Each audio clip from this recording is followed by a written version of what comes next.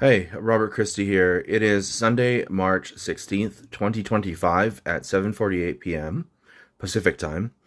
My name is Robert William Christie, and I was legally interfaced or implanted with neural interface tech.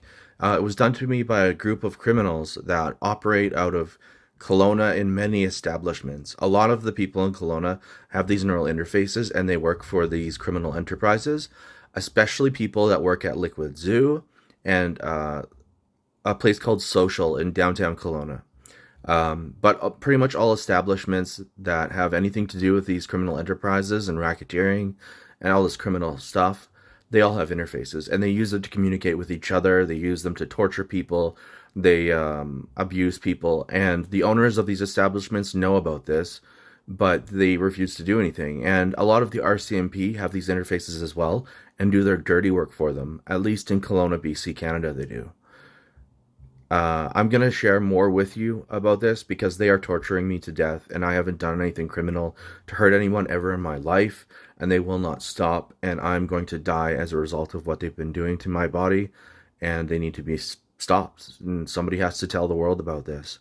And if no one's going to speak up about this, then I will because what's being done to me is so wrong. They cloned my phone when I went to Liquid Zoo one night.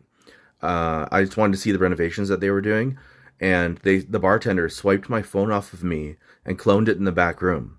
And then they refused to give it back. They said they didn't have it. So I went home and I ran a trace on my phone, and it turns out it was at Liquid Zoo. So I went back there and I told the door guy that I have to just retrieve my phone, and he's like, "You can't go in there, blah blah blah blah blah." And then he called me a pussy, and then I said, "Fine, I'm gonna have to take legal action against you if you're gonna withhold my property." And I really needed my phone for work, right? And he's like, pussy. And then eventually I made my way inside. He said, fine, go get your phone. So I went inside and there was an older man, thin, sitting at a table.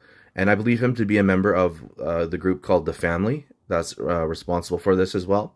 And the bartender said they didn't have my phone.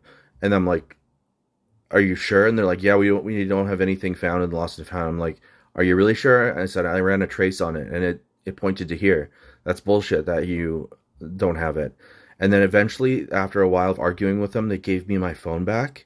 But it took a while, and they knew that they had my phone the whole time, and they cloned it. And then my mother was telling me my GPS coordinates were bouncing back to Liquid Zoo when I was at home. And I checked them, and sure enough, it was bouncing back to Liquid Zoo, meaning somebody who cloned my phone didn't turn off their GPS, and it was telling me where they are, Liquid Zoo.